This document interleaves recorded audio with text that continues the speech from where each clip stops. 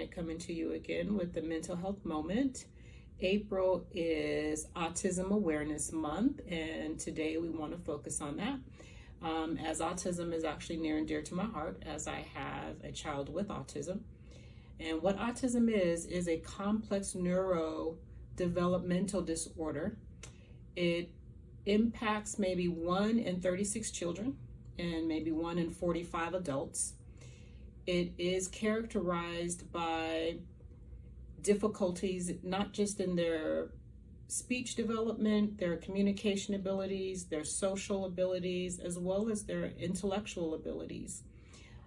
Autism can also have comorbid conditions or co-occurring conditions such as ADHD or attention deficit disorders, GI disorders or gastrointestinal disorders, seizure disorders, sleep disorders, and other mental health illnesses can coexist with individuals who struggle with autism.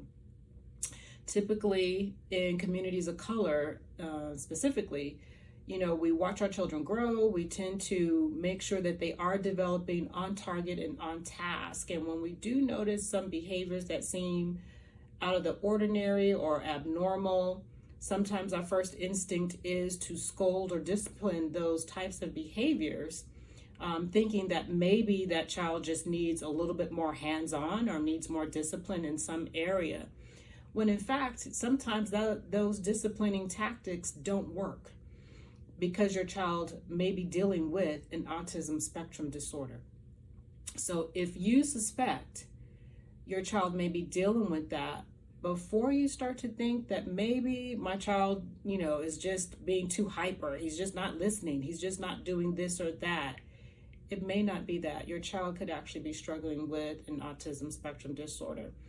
It is typically diagnosed by the age of 5. You can start seeing symptoms of autism between the ages of 2 and 3, or a little bit sooner. And often those challenges might look like they're not listening. They are hyper. You can't control them. They have sensory integration types of issues where they're spinning a lot. They like things that turn. They don't have, or they struggle with sensory aversion where they won't eat certain foods or they won't touch certain things, or they have ritualistic or repetitive types of behaviors. These are just some of the early signs that you may see if your child is struggling. So in the last few seconds, this is a little bit of a longer video today because autism is a real thing and we need to be more aware of what it looks like in our kiddos. If you think your child is struggling, please get help. And I'm here to help. Again, this is Janet with Samaritan Psychiatry and Wellness. Thank you again for listening. You guys have a great day.